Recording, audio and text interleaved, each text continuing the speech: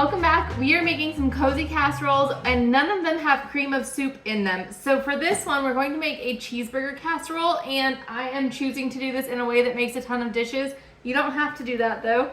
I have a cup of macaroni. I'm going to get that in the Instant Pot because that's my favorite way to cook pasta. And then I'm going to cover it with broth.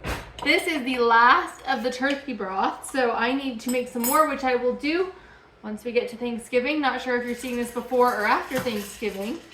So I am going to cover the noodles, and because these are really small noodles, I'm going to make sure I have a little bit more than I would typically put for liquid over the top. I'll show you how full that is. So here is how much I have. It's covered over and they're all covered.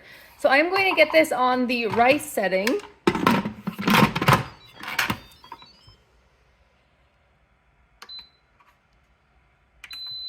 And then over here, I have out a lot of the ingredients that we need to make this. So I do have some meat doing a cold water defrost. I'm only going to use half a pound because I'm cutting this recipe in half because I have a tiny family. And so we don't want to be eating this for the next 5 days. I am going to cook up the whole pound of ground beef and hopefully I remember to take half of it out and save it for another recipe. A decent amount of onions. Now I have onions that I chopped and stored in the freezer.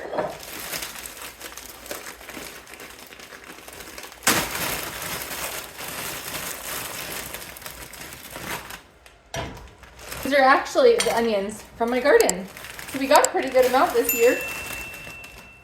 Onions are really hard to grow for me.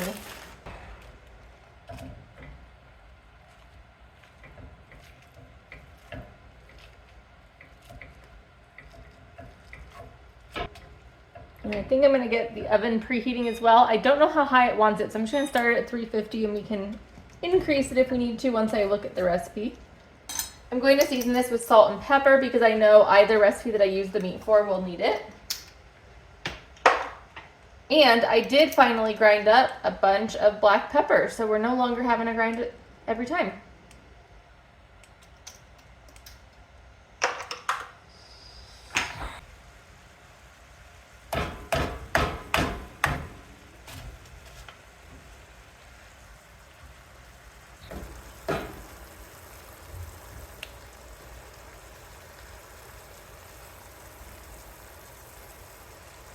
All right, our meat is cooked. There's still quite a bit of grease in there. I'm going to let that grease cook off a little bit, and then I'm also going to add in some garlic.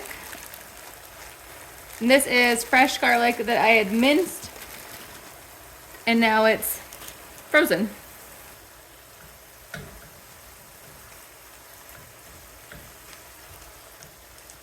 Okay, the extra liquid from the water from the onions and the grease is now cooked out. That looks great. I'm going to take half of this mixture and put it in a bowl, and I'm going to save this for another recipe.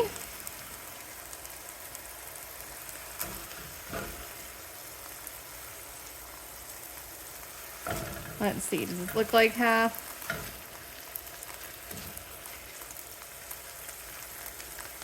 Yeah. Okay.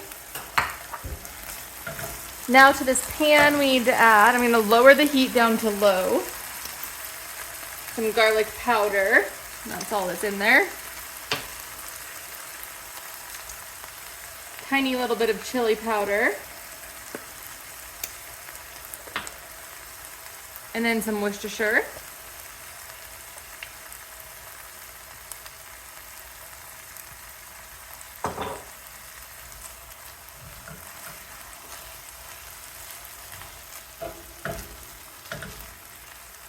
And this to the lowest it can go, and we'll add in the other liquid ingredients. We need a couple tablespoons of tomato paste, a little splash of milk,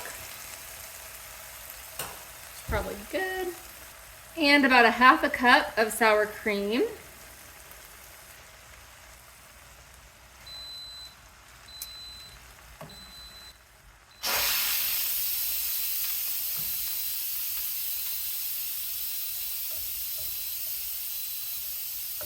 Our pasta just came out of the Instant Pot. That's funny. That's not how you say that. Pasta just finished. I let it do a quick release like a manual release.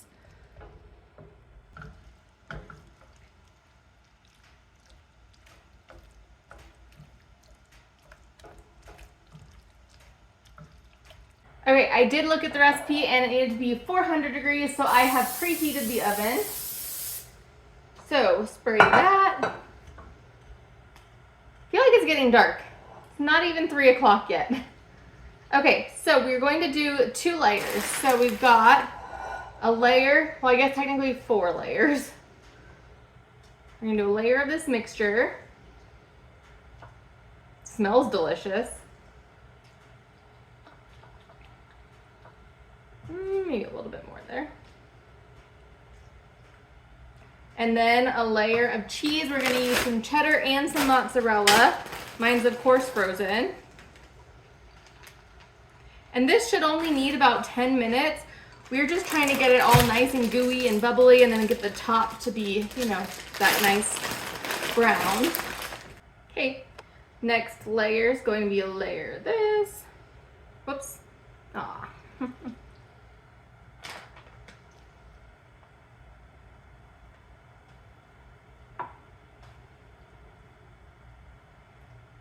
Smells so good. I usually don't cook in a way that makes so many pans, but everything is dishwasher safe. So figured I'd be okay.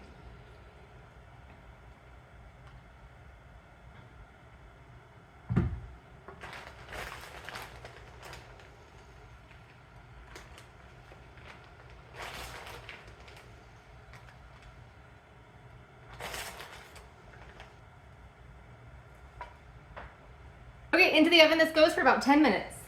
All right, this just came out of the oven. It is looking delicious. I do need to let it cool down a little bit and then we will give it a try. All right, let's see if we can get a piece out. I think I'm gonna go just cut it in quarters.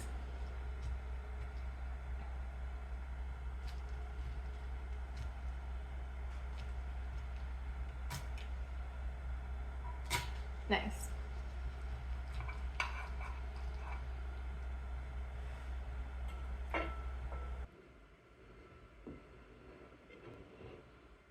All right, let's see how we did.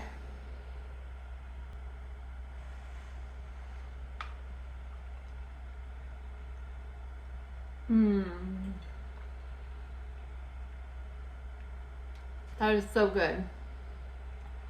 I was thinking it was going to end up tasting like a hamburger helper, but it doesn't because of the tomato paste. And I think I put a little bit more in than it called for. This is delicious. All right, I will be back on another day when we are doing another casserole.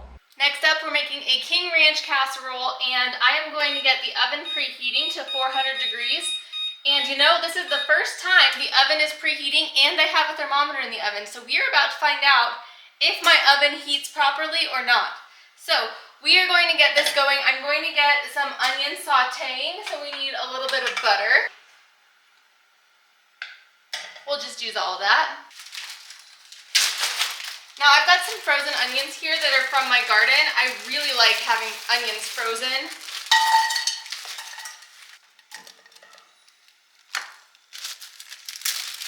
My garlic is also frozen, so I'm going to add a little bit in while those onions start cooking. Now what we're going to do for this recipe is we're going to saute up these vegetables. It does call for peppers, but peppers don't get along with me, so I'm going to leave them out. But I am going to use these diced chilies. I know these are peppers also, but for some reason the canned ones are fine. I think it's the skins on the peppers that get to me. So we're going to do diced chilies, and I have some crushed tomatoes from the garden. Now of course, I'm cutting this recipe in half because, you know, we're a family of 2 and that's what we do. And so I'm going to use the whole can though of green chilies, because what am I going to do with half a can? And then I got some crushed tomatoes, just tomatoes that were frozen in my freezer from the garden. So I'm going to use that with the green chilies, and that'll be like our half a can of Rotel and our half a can of diced chilies. You following me? Now while these are cooking, I'm going to add the spices in. We need some salt and pepper, and then chili powder and cayenne. And I'm gonna go really light on the chili powder and cayenne because I know that those can make this overpowered really quickly, and I don't want to do that. Whoa, and this is filled up to the top, so we'll just be really careful.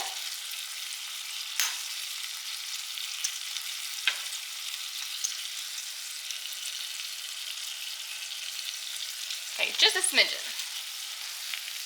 And because why not, I'm going to add my green chilies in with my tomatoes.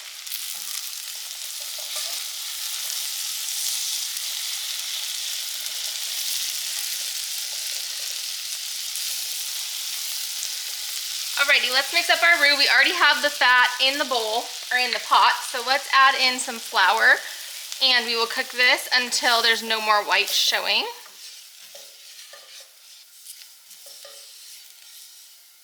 Alright, we will add in our liquid, and this is going to start with chicken broth. I'm just putting all of the broth from this jar of chicken.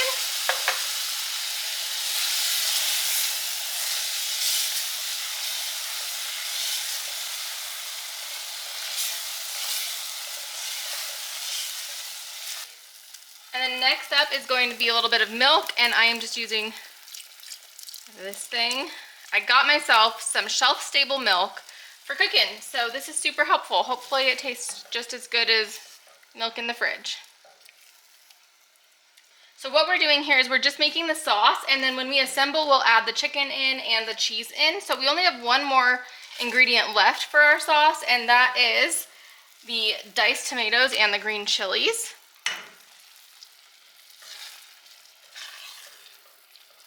And I think we might actually end up needing a little bit more broth. I did get more broth out, just in case, but we'll give it just a second.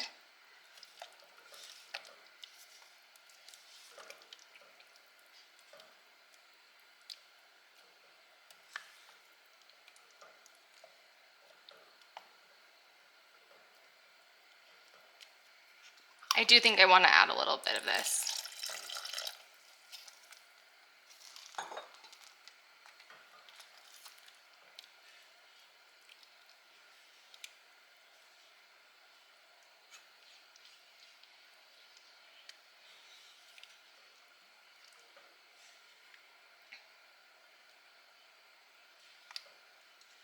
This is looking beautiful.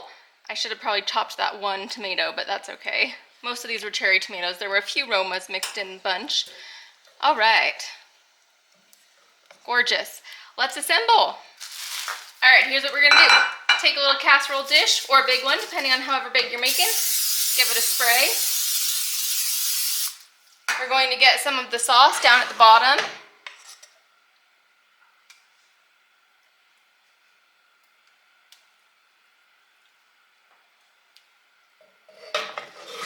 And then we'll give it a layer of tortillas.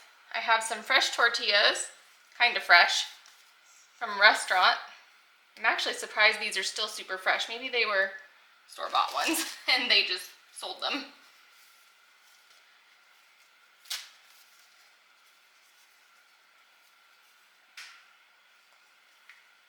Okay, on goes a layer of chicken. And you could use rotisserie chicken, you could cook up some chicken. I'm using canned chicken because I just find that it's super convenient and I love it. Now it doesn't have like any of like that grilled or browned, charred flavor to it, but that's okay. All right, I think we're gonna be good with this layer. I just need to add some cheese.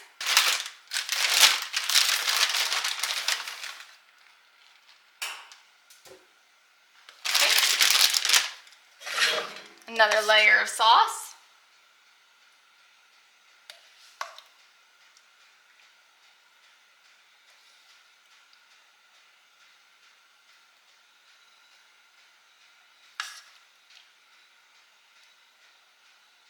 Then another layer of tortillas. And I have the 0 net carb little tiny tortillas that I'm going to use some of.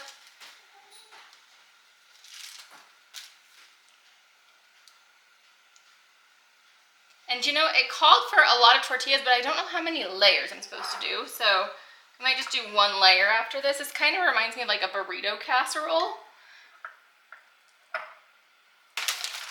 Okay, more cheese.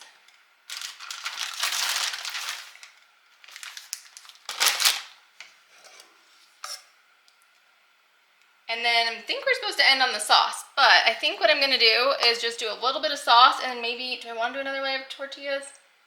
Maybe not. It did say end after here. It just wasn't nearly as many tortillas as it said. Okay, sorry, I'm blocking your view there.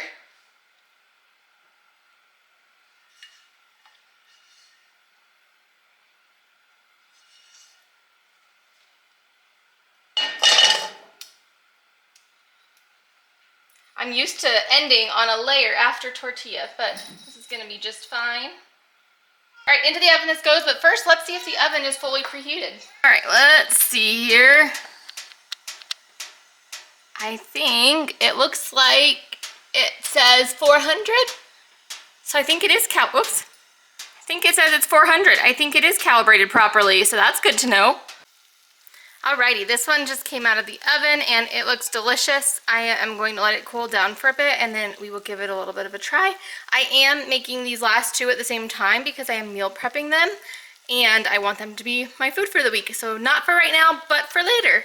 Alright, last up is a broccoli cheddar noodle casserole, and I'm going to start this in the Instant Pot because I just find the Instant Pot to be the easiest way to get everything done. You could boil pasta and get everything sauteing, mix them all together, but I think this is going to be the way to go. I'm using just some Banza rotini. It's gluten-free, but I'm just using it to use it up. We're not in Pantry Challenge yet, but I have Pantry Challenge on the brain. I'm just going to do a small recipe because you guys know, we're a family of two, that's what we do, we cut it in half.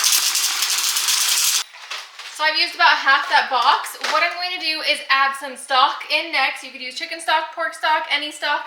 Whenever you're cooking noodles, use stock. Makes it taste so much better than water.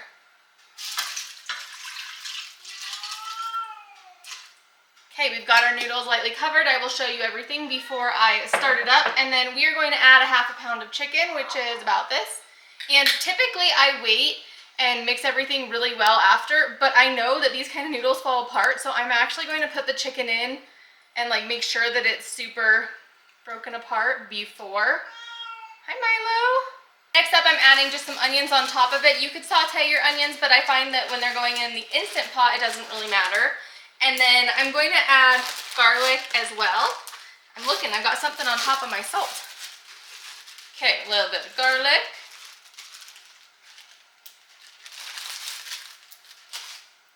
Some salt and pepper, or pepper and salt. There we go.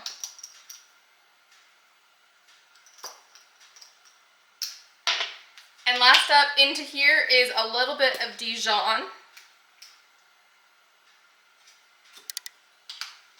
Alright, I'm going to bring you in close, show you what this looks like. After it cooks, we will add in the broccoli, the cheese, and the milk. So I'm going to get these in the fridge for now, and we'll get this started. Okay, so we have the liquid just barely covering those noodles and everything else right on top. We need to get the lid on here, put it to sealing, and then my favorite way of cooking anything is just the rice setting. All right, this just finished. This is what it's looking like before I mix it. I am going to get everything added in. So I'm going to do my best to stir it the least amount possible. I'm going to add in 2 different types of cheese. So I'm going to add in the rest of this mozzarella that I have, and then a decent amount of cheddar.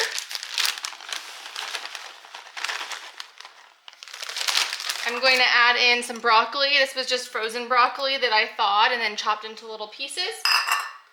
And then some milk for the sauce. I'm going to hope that this is not too much milk, but I want to use the rest of what's in that jar. All right, we will give it a little bit of a mix. Whoa, I need to grab something to hold that.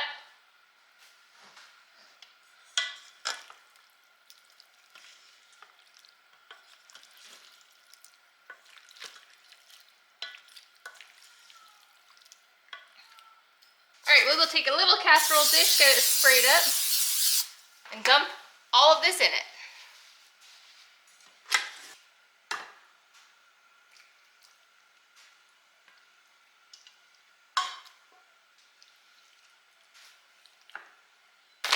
We will top it with a little bit more cheese, and this is ready to go in the oven.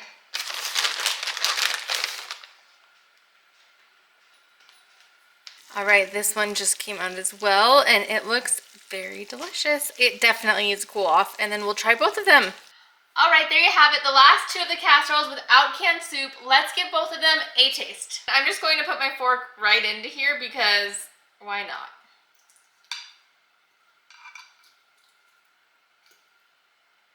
All right, trying a little bit from the corner.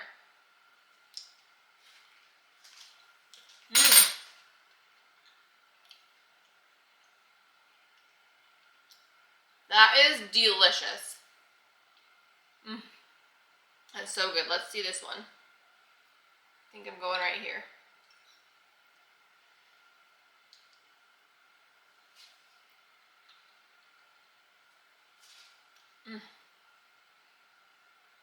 These are both so good. These are actually, like, you know, sometimes you make things and they're just like, eh. These are delicious. Now this is meal prep for me, so I'm going to get these into the fridge once they cool completely. This one's probably close enough to go in the fridge and this one's not quite there yet. But if you enjoyed this video, please give it a thumbs up. If you're new here and you haven't yet, please subscribe. I'd love to see you. If you're interested in some other casseroles, I have some tater tot casseroles that I'll pop here, and I've made casseroles in the crock pot, so you don't want to miss those. Those turned out amazing. I'll link them here. Thanks so much for being here. I'll see you next time. Bye-bye.